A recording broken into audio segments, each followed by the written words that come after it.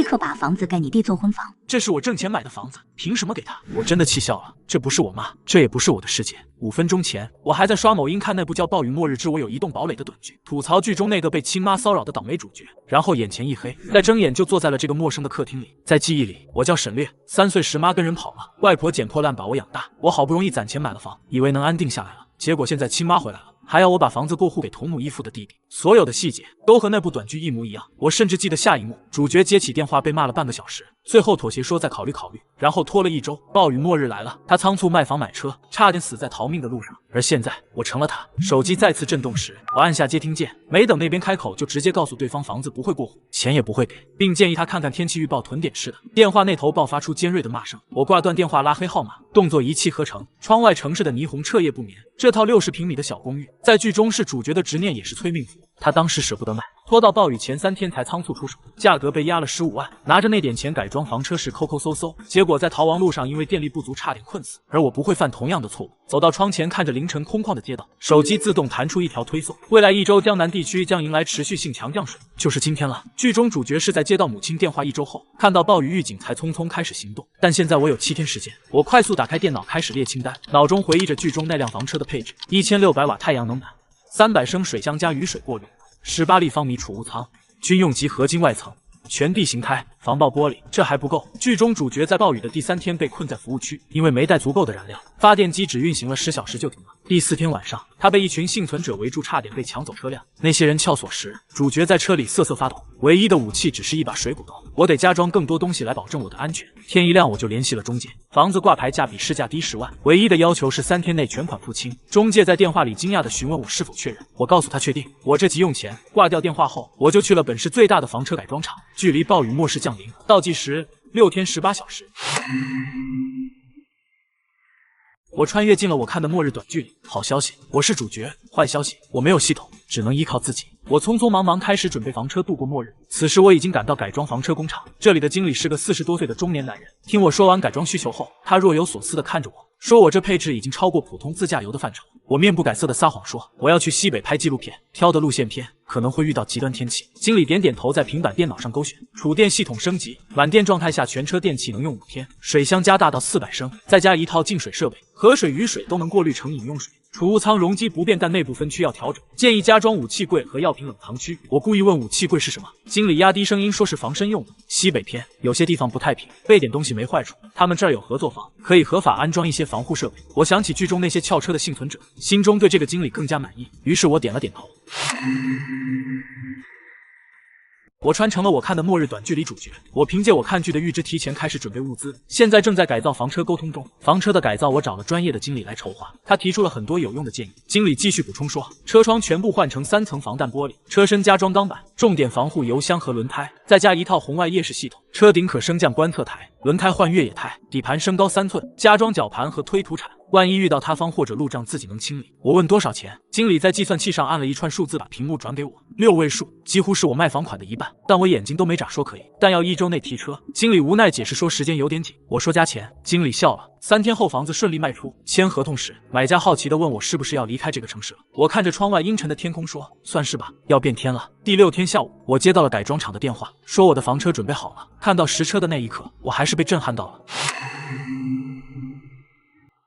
我穿越成了我看的末日短剧男主，此刻我正依靠我的先知准备物资，我是要安全度过末日。我斥巨资改造的房车准备好了，即使我有心理准备，但看到房车实车那一刻，我还是震撼到了。剧中那辆房车已经足够硬核，但眼前这辆完全是一栋堡垒。哑光银的车身，加高的底盘，车顶有可升降玻璃的观测台上甚至配备了望远镜支架，车身两侧有隐蔽的射击孔，虽然我暂时不打算用。经理带我参观内部，生活区宽敞的不像房车，双人床，独立卫浴，厨房操作台一应俱全，储物仓被分成10几个格子，食品区、药品区、工具区、武器区，标签贴得整整齐齐。经理小声说，武器柜在驾驶座下方，密码锁里面有2把弓弩20支箭，还有1把电击枪，都是合法备案过的。药品冷藏箱在副驾驶后面，恒温4度，可以存放胰岛素或者抗生素。打开冷藏箱，冷气扑面来，里面已经放了一些基础药品，但大部分的空格等着我填充。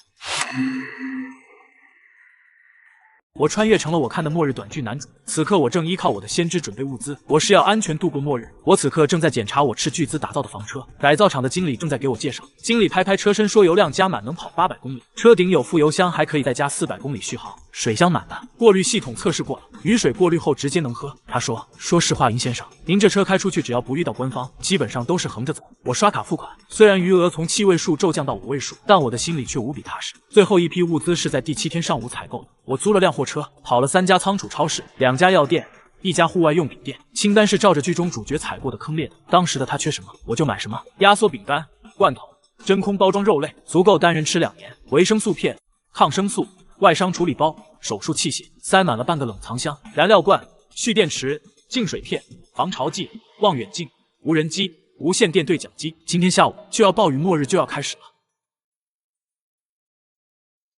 暴雨末日来临前的上午，我购买物资结账时，收银员看着堆成山的推车，小心翼翼地问是不是要开超市。我随口胡说，是末日生存体验营带学员那种。他回答我：“那您这营地在哪啊？最近天气是不好，好多人都囤货呢。”我心里一动，问很多人囤货吗？他说对啊，就这几天，好多人大批量采购米面油跟不要钱似的。听说啊，是有人从医院传出来的消息，说有什么传染病要来，不知道真的假的。剧中暴雨开始后，第5天才有不明原因发热病例的传闻，但现在提前了。我加快动作，把最后几箱水搬上车，匆匆离开。回到停车点后，我就把所有物资搬进房车储物仓，3层储物仓，每层1.2米高，总容积18立方米，现在被塞得满满当当。按照使用频率重新整理，最外层是日常食物和水，中间是工具和燃料，最里层是备用物资和药品。做完这一切已经是下午3点，天空阴得像傍晚，雨还没下，但空气里弥漫着潮湿的土腥味。手机此时响了。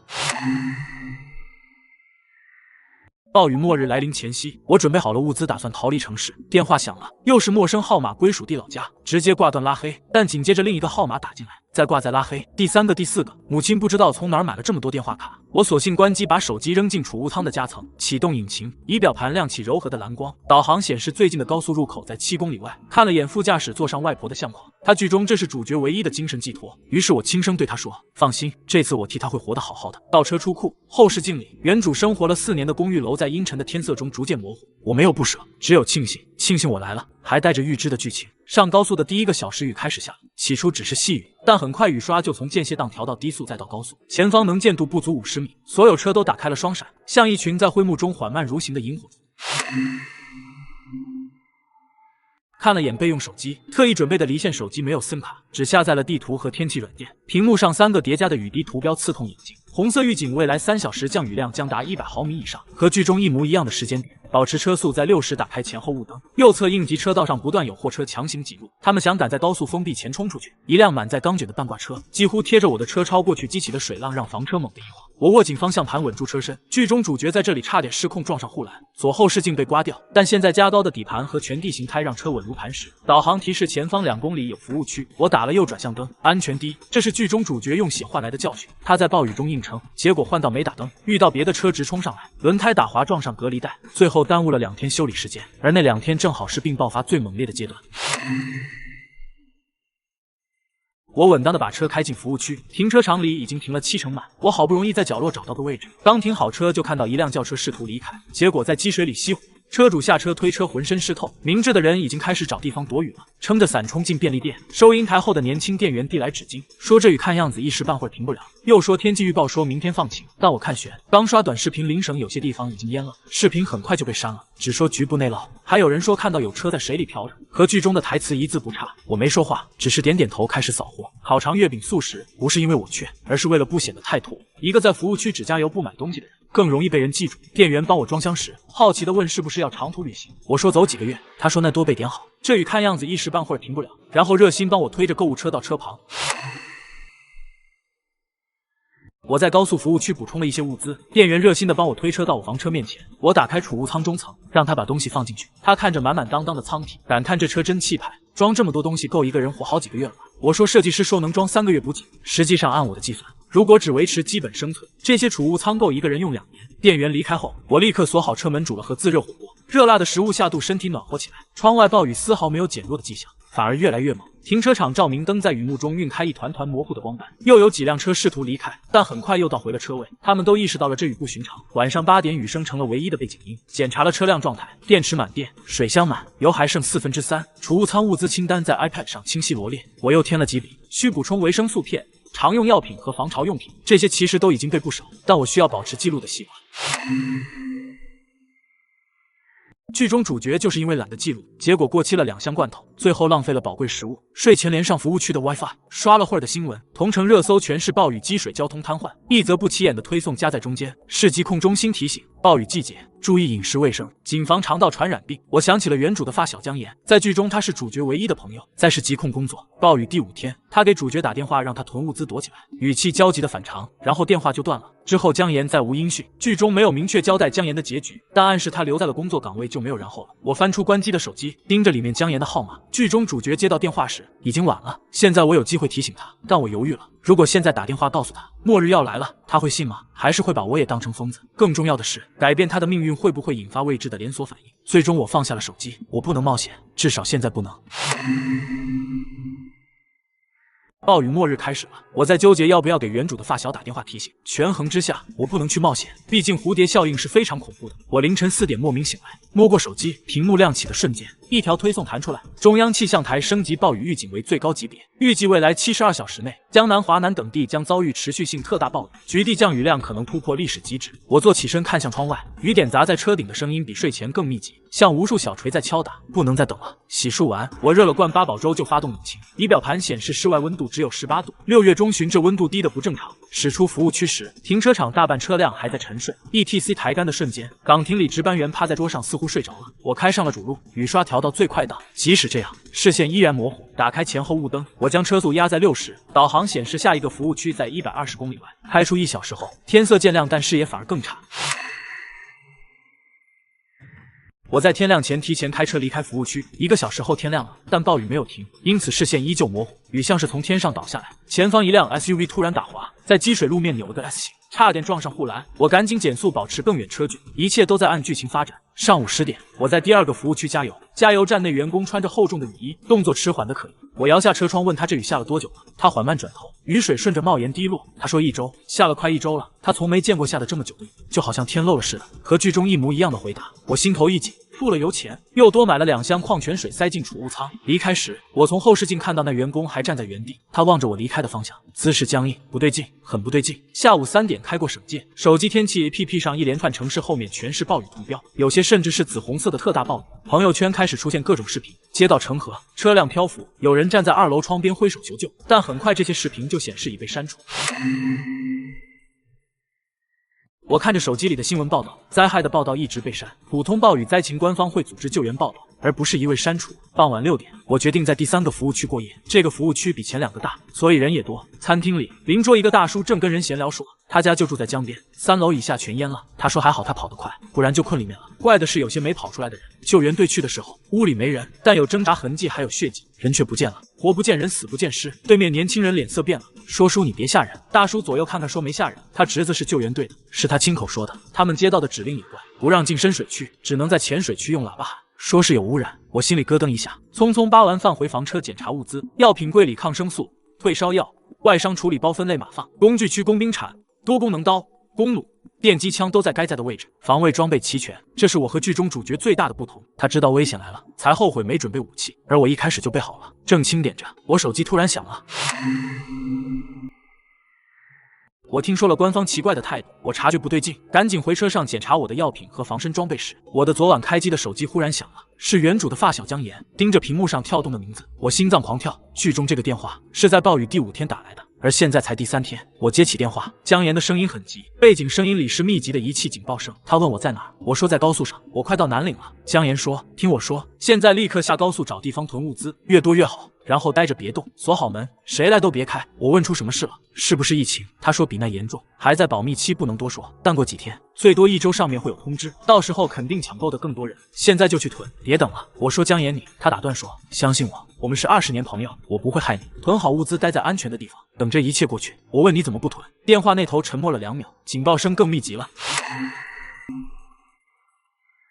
原主的发小居然提前给我打来电话，他让我囤货，而我反问他为什么不囤货。他沉默了片刻，他说走不了，他们有任务，记住多囤耐储存的水、食物、药品，特别是防护用品，如果可能离开城市越偏越好。我刚想说姜妍，他的电话断了，回拨忙音，再拨关机，坐在驾驶座上我的手在抖。不是害怕，是愤怒，对剧情的愤怒。为什么他非死不可？为什么我明知道结局却还是救不了他？但很快冷静下来，姜妍的电话提前了2天，这意味着剧情已经发生变化。也许我还有机会。我没有丝毫犹豫，启动引擎，导航显示最近的下道口在15公里外，外面暴雨如注。1小时后，我驱车驶入江城地界。这座3线城市以批发市场闻名，有全省最大的仓储式超市。晚上8点，超市还有2小时关门。我推着购物车直接冲向食品区，穿红马甲的理货员小姑娘迎上来问需要帮忙吗？我说我要见经理，是大单。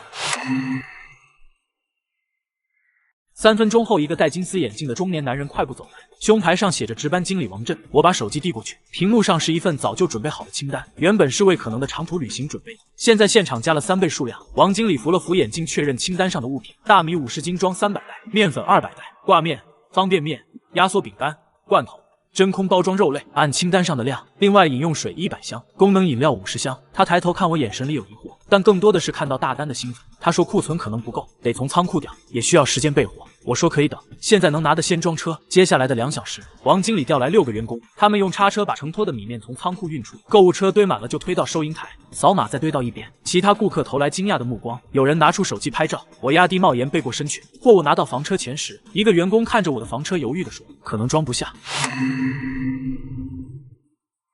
我说先装，装不下我分2次运。实际上，当3层储物舱全部打开时，连王经理都震惊了，说：“您这车改装的太专业了。”我解释说是个人爱好，里面油放在最下层，干燥且重，中层是罐头、包装食品和日用品，上层是水、饮料以及最后补充的药品区。我刚刚又去药店扫了货，感冒药、退烧药、消炎药、肠胃药和维生素，还有碘伏、纱布、医用胶带、手术刀片和酒精棉片。结账时，店员的眼神像看疯子，但我顾不上了。结账总额让刷卡机滋滋响了好几秒。王经理亲自帮我装最后1箱水。他说冒昧问一下我是不是自驾游俱乐部。我问他天气预报看了吗？他点头说看了，暴雨还要持续几天。我暗示他说多囤点没坏处，拍拍他肩膀上了车。后视镜里，王经理站在原地望着我的方向，很久没动。当晚我就把车开到郊区一处停车场过夜，锁好所有门窗，拉上遮光帘，我才感觉稍微安心。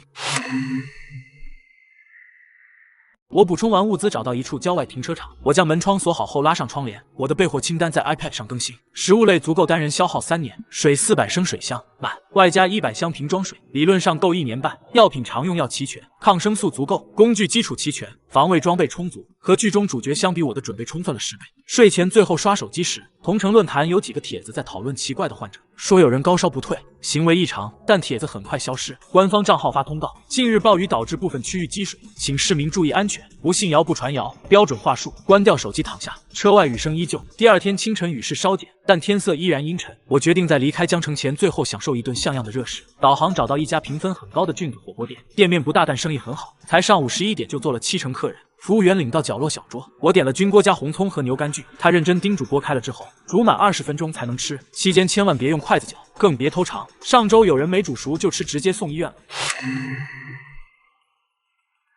我决定在离开江城前最后吃一顿热火，于是我去了火锅店。服务员叮嘱我菌子没煮熟不能吃，我点头。等锅时刷手机，母亲又用新号码发来短信，不是，她到底买了多少电话卡？她说她咨询律师了，外婆留下的钱属于夫妻共同财产，作为女儿，她有权要回，如果我不给就法庭见。我冷笑，外婆和姥爷早在我出生前就离婚了，那些钱是她捡破烂做零工一分分攒的，跟那个抛弃妻子的男人毫无关系。我直接拉黑，世界终于清静了。菌锅端上来，汤色乳白菌香扑鼻，按规矩等了20分钟才动筷，鲜真的鲜，那种山野的纯粹的鲜味是任何调味品都调不出来。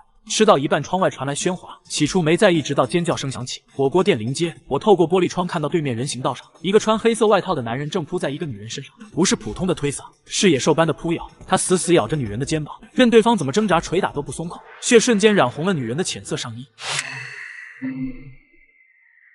我正在享受可能是最后一顿的热火锅，忽然听到街上喧闹，有个男人发疯了般咬住一个女人的肩膀，场面十分可怖。周围有人惊呼，有人拿出手机拍摄，但没人敢上前。一个穿保安制服的老人提着橡胶棍冲过去，朝男人后背打了2下。男人猛地回头，即使隔着玻璃窗和雨幕，我也看清了他的脸。不耐已经不太像一张人脸了，眼睛浑浊发黄，嘴角流着咸水和血丝的混合物，表情是彻底的空白，只有一种原始的疯狂的攻击欲。保安吓得后退2步，男人松开女人，转向保安，喉咙里发出呵呵的低吼。女人趁机爬起来，捂着肩膀踉跄跑开，鲜血从指缝渗出一路。更多的保安赶来，用防爆叉制住了男人。男人在叉子下剧烈挣扎，力气大的不正常，3个成年男性才勉强按住他。我放下筷子，胃里的菌汤翻涌，不是害怕是确认。第2段危机剧情开始了。我吃着最后一顿火锅时，目睹了一场感染者的袭击。我终于确认第2场危机剧情开始了。我想起了姜岩的警告，还有被删的帖子，听说的救援队异常指令，还有刚才那个男人的眼睛，那不是醉酒，不是精神病发作。我现实在医学院旁听过3年课，见过各种病例，那种眼神，那种完全丧失人性，只剩下攻击本能的状态，不属于任何已知的病症。我急忙付了钱，快步离开火锅店。原计划是去药店买健胃消食片，但现在清单要改了。我走进最近的药店，直接对店员说要外伤处理包10个，抗生素有什么拿什么，还有止痛药、退烧针剂和输液设备。我紧接着报出一串药名，店员愣住说处方药需要医生处方。我说我是医生，急诊用。我面不改色的撒谎，掏出钱包里一张过期的医学院门禁卡，晃了晃说灾区需要很急。或许是我的表情太严肃，或许是他看到了街对面的骚乱，店员没再多问，迅速备货。我采购药物时，外面骚乱已经结束了。药店店员看着外面，最后结账时，他才小声和我说，刚才对面那个人，他听说这已经是咬伤第3个了，每次都是警察来了才制住，都是直接套了头罩带走。第1个人是他老婆，当时是说在家里咬的，及时送医院了。第2个是他邻居，本来是去劝架，结果也被咬了。这是第3个，这人纯倒霉，他路过结果被咬了。我询问他说人怎么样了，他说不知道，反正都送医院了。但群里有人说被咬的人也发高烧，然后也开始咬人。不过可能是谣言，他叫我别信。我提起沉重的塑料袋，说了一声谢谢，又提醒他最近少出门。走出药店时，救护车到了，那个受伤的女人被抬上担架。我注意到医护人员给她用了约束带，那是通常只用于有攻击倾向的精神病患者。雨又下大了，我快步跑回停车场，把所有药品塞进房车储物舱的专用医药格里，迅速启动引擎。我的手稳稳的，这一次我准备好了。我确定了，原剧情里的第2段感染者危机出现，我已经准备好了。导航设定了西边的山区，如果真有问题，人口密度低的地方更安全。但出城的路已经堵成了深红色，高速入口车流几乎不动 ，ETC 通道前排了至少1公里。有人不耐烦地按喇叭，有人下车张望，更多人低头刷手机。我也打开手机，本地新闻推送：我市片区发现疑似传染病病例，现已实施临时管控，请市民不必恐慌。那块片区就是我早上吃火锅的地方，幸好走得早。但紧接着第2条推送让我心一沉，为防控疫情传播，京市防控指挥部研究决定，自今日14时起，对进出城主干道实施交通管制，请市民配合。14时，现在13点20分，看了眼望不到头的车龙，我果断右转拐上一条小路。手机地图显示这条路通往老国道，虽然绕得远，但也许能避开管制点。雨刷疯狂摆动，小路年久失修，积水深深浅浅，房车底盘高勉强能过，但一些一样走小路的轿车已经熄火。因为我看新闻说高速即将管制，所以我决定行向小路。小路积水很多，幸亏我的房车底盘高，能顺利开过，而那些小轿车就没那么幸运了，全都熄火了。在积水里，车主站在路边焦急地打电话。开出5公里后，终于接上老国道，车流少了很多，但车速也提不起来。路面多处破损，坑洼里全是水，一不小心就会爆胎。我全神贯注地开车，没注意天色什么时候暗了下来。不是傍晚的那种暗，是暴雨将至、乌云压顶的暗。很快，下午2点管制开始了。后视镜里主路方向亮起一片红灯，被封路了。我踩下油门，房车发动机低吼一声加速前进。国道路况越来越差，有一段路甚至被山体滑坡的泥石流冲垮了一半，只能单边通行，对向车流和这边汇成一团。喇叭声、叫骂声混在雨声里，耐心耗尽的人们开始抢行。一辆皮卡强行插队，擦着车头挤过去，吓得我猛打方向盘，右侧轮胎碾进路边排水沟，车身剧烈倾斜。我深吸一口气，慢慢回正方向。高速路开始封路，一辆皮卡强过狭窄路段，导致我的右侧轮胎碾进排水沟。多亏我及时回正方向，轮胎抓住地面，车重新回到路上。手心有汗，但动作很稳。下午3点，终于看到前方5公里上高速的指示牌，但我希望很快破灭。高速入口也封了，有车横在路中央，一个人穿着雨衣指挥车辆掉头，一个掉头打算原路返回的司机冲我喊：“前面塌方，走不了了，绕道吧。”我问绕哪条路，他说往回走。县道 X307 绕到下一个入口试试，那是至少80公里的山路，而且谁知道下一个入口会不会也封了。我开始掉头，但没按他说的路线走。手机地图显示，从旁边一条更窄的乡道可以插到另一条省道，虽然绕得更远，但也许能避开所有管制点。赌一把，乡道窄的只容一车通过，两侧是密林，在阴沉的天色下显得格外幽深。我开了半小时没遇到一辆对头车，这不太正常。正想着，前方弯道突然冲出一辆车。一辆银色轿车开得歪歪扭扭，直冲而来。我猛打方向，房车半个轮子冲进路边草丛。那轿车擦着车身过去，砰的一声撞在树上。我急刹下车查看，轿车车头凹进去，但不算严重。敲驾驶室车窗问里面的人没事吧？没反应。又敲，车窗缓缓降下一条缝，一张苍白的脸，眼睛布满血丝，是个中年男人，声音嘶哑说：“帮帮我。”我问他受伤了吗？能下车吗？他说不是，不是我，是我老婆。我绕到另一侧。副驾驶座上，女人侧躺着，头靠在男人肩膀上，姿势很怪，像睡着了，但她的嘴贴在男人脖子上，而男人的肩膀处衣服被血浸透了一片。男人声音带着哭腔说：“他突然咬我，然后就昏过去了，我不知道怎么办。”我说打120，掏出手机却发现没信号，该死！他说往前10公里有个镇，里面有卫生院，但路被水淹了，他绕道才开到这儿。我说你坚持一下，我带你过去。话没说完，副驾驶座上的女人突然动了。我本来是为了绕开管制公路才驶进这条小路，结果遇到一辆小轿车冲撞了过来，我才发现驾驶员的妻子咬了驾驶员后昏迷了。就在我要帮助他们的时候，驾驶员的妻子动了，不是醒来是抽搐，剧烈的不自然的抽搐，手臂反折到不可思议的角度，脖子向后仰，还发出咯咯的骨骼摩擦声。男人吓得尖叫，接着女人睁开了眼。和火锅店外那个男人一样的浑浊眼睛，一样的空洞，一样的疯狂。他猛地扑向男人，再次咬向他脖子，但被安全带勒住。男人哭喊着他的名字，试图按住他，但女人力气大得惊人，安全带绷得滋滋响。我后退2步，冲回房车，从工具箱里拿出电击枪，不是工兵铲。剧中的主角用了工兵铲，结果被溅了一身血。后来才发现血液也会传播。电击枪是改装厂配的，合法备案，但功率被调高过。按下开关，蓝色电弧噼啪作响。女人挣开了安全带，她扑到驾驶座，双手掐住男人脖子。男人挣扎着，搅乱灯踢到了方向盘，喇叭长鸣。我在小路上遇到了一辆冲撞的小轿车，我本来想询问发生了什么，却发现驾驶员的妻子变成了感染者。此时他正在试图攻击驾驶员，驾驶员慌乱中踹到了喇叭，尖锐的喇叭声在寂静的乡道上格外刺耳。女人动作顿了一下，我趁机冲过去，把电击枪按在她脖子上，噼啪噼啪，他剧烈颤抖，然后瘫软下去。我冲着男人喊快下车，男人手忙脚乱地解开安全带，打开车门滚了下来。我也退回房车边，拉开驾驶室门。女人很快醒过来，动作僵硬但很快，她扑向我，我侧身躲开再次电击，她摔倒在地抽搐着，暂时爬不起来。我喊男人上车，他这才反应过来，踉跄着跑到副驾驶门边。我解锁了门，他拉门跳上来，惊魂未定。我说系安全带，然后就开始倒车。女人被带倒，但很快又爬起来追着车跑，一脚油门，房车加速。后视镜里那个穿着碎花连衣裙的身影在雨中越来越小，最后消失在弯道后。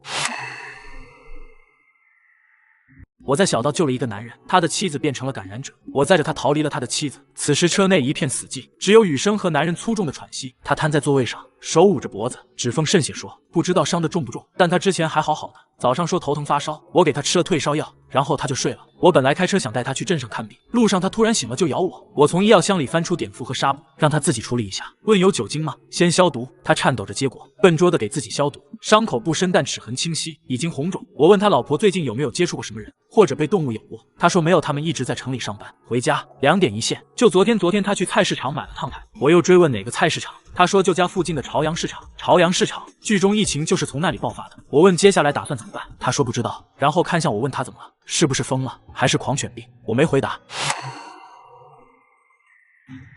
狂犬病不会让人力大无穷，更不会让人完全丧失理智，但还能开车门追车。我说先送你去镇上卫生院，但记住，如果医生问你怎么伤的，别说你老婆咬的，说摔的或者被野狗咬了，明白吗？他问为什么，我叹口气说，如果你想让他得到治疗，而不是被关进精神病院或者更糟的地方，就照我说的做。他似懂非懂的点头。10公里开了半小时，到镇上时雨小些，卫生院很小，只有一栋3层小楼。停在门口后，男人下车了。我在他下车前把一整瓶碘伏和一包纱布塞给他，说保重。他鞠了个躬，踉跄着跑进卫生院。我没停留，立刻掉头离开。从后视镜看到卫生院门口2个穿白大褂的人接应了男人，随后匆匆进门，希望他没事，希望他老婆也能没事。虽然知道可能性很小，按照原计划要一路向西进入西南山区，但现在我改变了主意，如果那种病真的在扩散，人口越密集的地方越危险。我在小路救了的男人被我送进镇卫生所。我本来计划去西南山区，但是我现在该注意了，如果疫病在扩散，人越多越不安全，但完全无人区也不安全。一旦车出问题，叫天天不应。折中方案是找一个靠近小镇，但不属于镇中心的地方，有基本补给可能，但人口密度低。地图显示离这里40公里有个云雾岭，是未完全开发的景区，半山腰有露营基地。这个季节又逢暴雨，游客应该很少，就是那里了。山路比乡道更难开，连续急弯，坡度陡，加上湿滑路面，全程挂低速4驱。下午5点，终于看到云雾岭露营基地的牌子，基地大门开着，但值班室空无一人。雨棚下停着3辆车，都蒙着灰，看来停了有段时间了。我选了最靠里的，靠近树林的一个车位，这里视野好，能观察整个营地，背后是山壁，只需要防备前方。停车熄火，但没下车，我得先观察。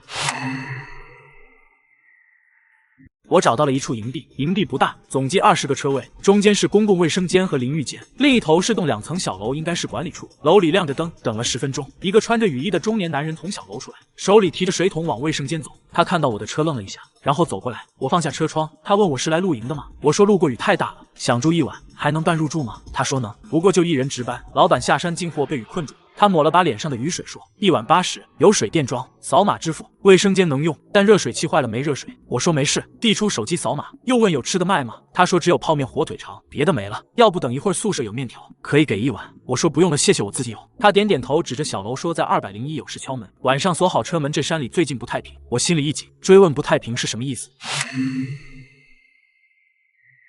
我来到一处露营营地，营地的工作人员提醒我说，这山里不太平。他说有野猪，上周隔壁营地有辆车被野猪拱了，轮胎都咬破了。随后摆摆手说，您这么大的车应该没事。说完就走了，提着水桶进了卫生间。我重新锁好车门，开始做安顿工作。首先检查所有门窗锁，房车是外开门，加了额外的插销，车窗都从内锁死，只留驾驶室一侧一条小缝透气，然后启动静音发电机。房车自带太阳能，但连续阴天充电效率低，需要用发电机补电。这台发电机是超静音型号，在雨声掩盖下几乎听不见。接着准备晚饭，我用小功率电饭煲煮饭的同时，用卡式炉炒了个罐头肉和炒青菜。饭后烧水灌满2个保温壶。一切就绪，天也黑了，山里的夜黑的纯粹。营地只有几盏路灯在雨幕中晕开昏黄的光圈，拉上所有遮光帘，只留一个带纱窗的小通风口。打开 iPad 连上手机热点，信号很弱，只有2格。新闻 APP 推送了几条消息，都是关于暴雨灾情的，但有条不起眼的夹在中间。多地报告不明原因发热病例，专家称或与天气变化有关。点开内容很短，只说要市民注意防寒保暖，出现发热及时就医。评论区关闭，切换到社交平台。同城板块有几个新帖子，有人说知道朝阳市场怎么回事吗？下午突然被封了，警车救护车来了好多。有人说他邻居早上去那买菜，回来就发烧说胡话，现在送医院了。有人问是不是禽流感，有人说不是，他亲戚在医院工作，说病人有攻击倾向，已经转到隔离病房。还有人开玩笑说不会是丧尸吧，但立刻被人反驳说电影看多了，估计是新型流感。但有人问流感会咬人吗？帖子到这里戛然而止，显示该内容已被删除。退出 APP， 打开相册，里面存着几张截图，是前几天在一个小众论坛看到的。发帖人自称是某市疾控中心工作人员，说接到奇怪病例患者，高烧、意识模糊，有攻击性，血液检测发现未知病原体。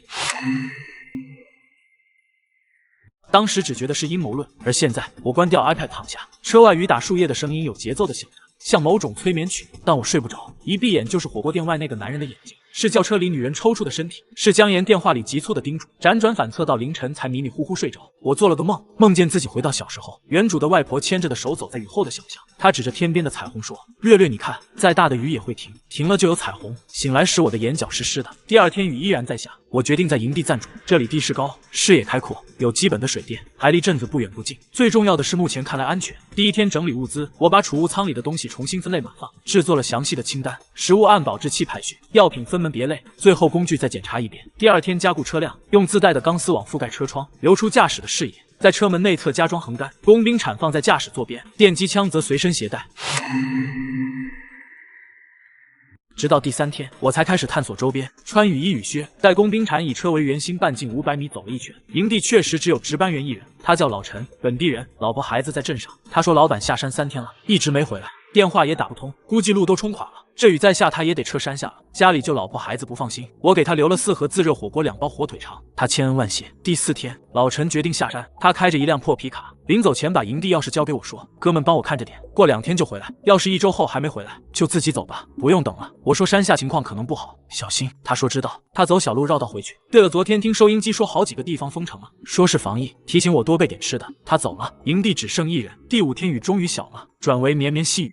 打开收音机调频，大多数台是音乐或广告，只有一个地方台在播新闻，请市民保持冷静，相信官方配合防疫措施，生活物资供应充足，不必抢购囤积。收音机里的官方报道是典型的维稳话术，但如果真的一切正常，何必特意强调？下午我尝试用无人机侦查，无人机升空穿过雨雾，看到山下的镇子，街道上车辆稀少，但没看到混乱。卫生院门口停着2辆救护车，穿着防护服的人员进出，一切似乎井然有序，但太有序了，有序的不正常。第6天发生了2件事，一是手机信号彻底断了，不是没信号，是无服务，尝试用收音机收听也只收到杂音。2是傍晚听到山下传来持续不断的喇叭声，不是汽车喇叭，是那种高音喇叭在喊话，但距离太远听不清内容。我爬上营地旁的小山坡，用望远镜看，镇子主街上有几辆车在缓慢移动，喇叭声就是从那里传来的。街上没有人，家家户户门窗紧闭。第7天的清晨，我是被引擎声惊醒，不是一辆车，是一个车队。从望远镜里看到3辆绿色卡车，2辆越野车正沿着山路往上开，车上的人穿着迷彩服，但不是军装，更像是民兵或者保安公司。车队在营地门口停下，10几个人下车，装备很杂，有拿防爆盾和钢叉，有的拿自制长矛，还有拿砍刀的。领头的是个高个子男人，30多岁，脸上有道疤。他环视营地，目光落在我车上。我坐在驾驶室没动。八脸男走过来敲了敲车窗，我放下一条车窗缝。他问一个人吗？我说路过，被雨困住了。他说山下镇子出事了，知道吗？我问什么事？他说会传染的病人得了就发疯咬人，被咬的也会得病。终于有人说破了。我询问说你们是什么人？他说镇上的组织起来自保。指了指身后的人说，山上安全点，打算在这扎营。你这车不错，但一个人不安全，要不要加入？我没回复他的问题，只是沉默了几秒，问镇子现在怎么样。他说一半人跑了，一半人躲家里，卫生院也满了，医生护士倒了好几个，官方的人来过，发了个通知让居家隔离，然后就走了。他冷笑说等他们就不如自救。我又问病源知道吗？他说不知道，但最早是从朝阳市场开始的。有人说是个卖野味的摊子，有人说是外地来的鱼，谁知道呢？然后看着我问车上物资够吗？他们人多，但带的吃的只够3天。这是要交易还是要抢？我权衡着，对方10几个人，真要硬抢守不住。但加入他们意味着分享物资，也意味着暴露底牌。我说可以分一些食物，但我不加入，我喜欢一个人。八脸男盯着看了几秒，笑了，说行，不强迫。问食物怎么换？我只说不要钱，用信息换，告诉我山下的一切细节，还有每天的变化，以及他们观察到的一切。作为回报，我每天给够20人吃1顿的粮食。八脸男想了想，点头说成交。第1天，他们用信息换了10袋真空包装大米和2箱罐头。第2天，八脸男亲自来的，他说镇上又出现了新的病例，这次不是咬人，而是别的症状。我询问什么症状？他说不清，就是变得很安静，不说话，不吃饭就坐着，但眼睛是青的，不浑浊。他比划着说，还说队里老李的闺女就这样，不咬人，但叫也不应，像丢了魂。第3天他没来，来的是个年轻人。年轻人说八脸男发烧了，在隔离。我问被咬了吗？他说没有，但昨天去卫生院拿药，可能接触了病人。我点头，然后问其他人呢，说都还好，但有人偷听到广播的说，这不是病，是什么神经寄生，他们听不懂，还说沿海几个大城市已经失控了，官方在建立隔离区。神经寄生这个词让我后背发凉。第4天，八脸男来了，他脸色苍白，但还能走。他说退烧了，虚惊一场，但镇上情况恶化了。没风的人开始抢超市了，官方管不过来，他们得转移去更深的山区。他问我车里有多少人，我说就1个。八脸男说他们还有15个人，但有2家想留下，他们觉得镇上还能守，还看着说我的车大能装人，如果能带上他们一起走，活下去的几率更大。我摇头说我习惯一个人。他说我会后悔的，深深看了我一眼就走了。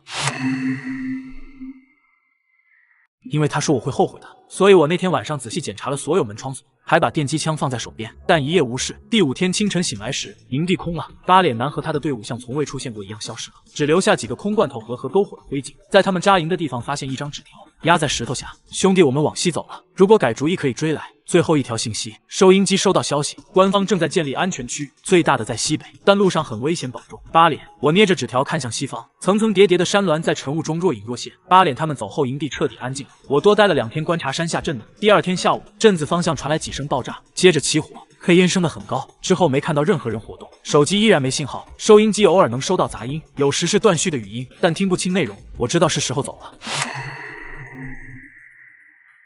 我知道是时候离开这个营地了，但去哪里？西北安全区太远了，2000公里，途中要经过多少城镇，还有多少可能已经沦陷的区域，或者留在这里。营地位置不错，但物资有限，虽然囤了很多，但坐吃山空总有耗尽的一天。最终我决定先向西进入更深的山，那里有自然保护区，有护林站，或许还有补给。更重要的是人少。第8天的清晨，我发动了房车，检查油量3/4，水箱满，电池满电，物资清单上的东西一件不少。挂档。松沙车缓缓驶出营地，山路蜿蜒，雨终于停了，但路面依然湿滑。开了半小时没遇到一辆车，这个世界安静的可怕，只有房车引擎声和轮胎碾过积水的声音。中午我在一处观景台停车休息，从高处望下去，来时的山路像一条灰带子缠绕在墨绿的山间，更远处的镇子笼罩在薄雾中，那些升起的黑烟已经散了，一切看起来平静，但我知道那不是平静，是死寂。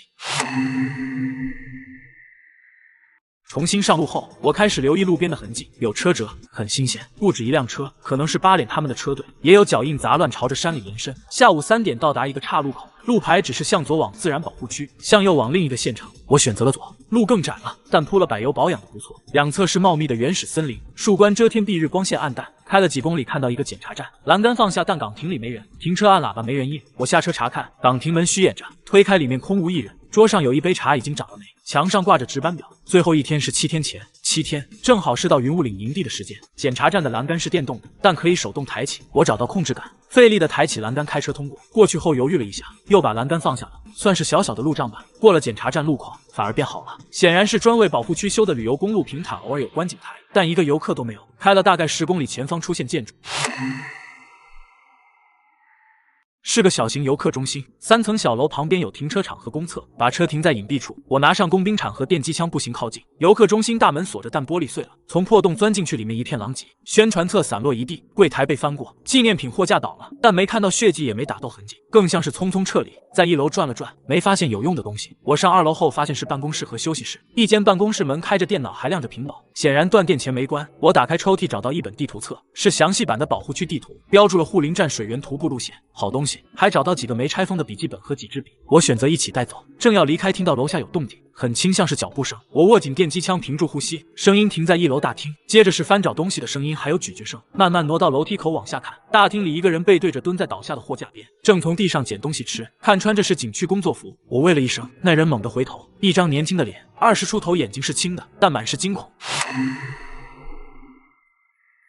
我在风景区的游客中心找东西，1楼传来声响，我发现是一个年轻的工作人员，他显然没被感染，他手里抓着半包掉在地上的饼干，嘴角还沾着碎屑，声音发抖，问我是谁。我说过路的。反问你呢？他说是这里的讲解员。大家都走了，这里没车，他没走成。他声音发抖说别杀我，我什么都没做。我哭笑不得说不杀。问他有吃的吗？他说还剩一点饼干和矿泉水，但快吃完了。犹豫了一下，问有没有吃的可以拿东西换。他说知道仓库在哪，里面有些东西可能有用。我让他带我去。仓库在后面一栋平房里，门锁着，但小伙子他叫小周，从花盆底下摸出钥匙，打开仓库，一股霉味，里面堆着杂物，清洁工具备用灯具宣传材料，角落里有几个纸箱。小周打开，里面是2箱压缩饼干，1箱瓶装水，几盒防风火柴和几卷绳索，还有几个手电筒和电池。他说就这些了。我说够了，拿出2袋真空包装的腊肉，说这些换你找到的东西够吗？他眼睛亮了，说够。交易完成。